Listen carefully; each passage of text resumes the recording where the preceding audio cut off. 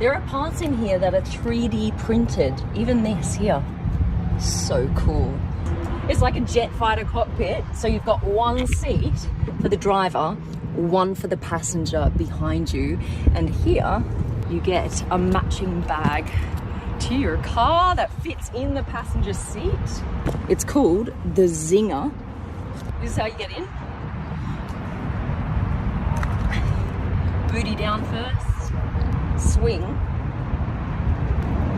and in. Start up, ready?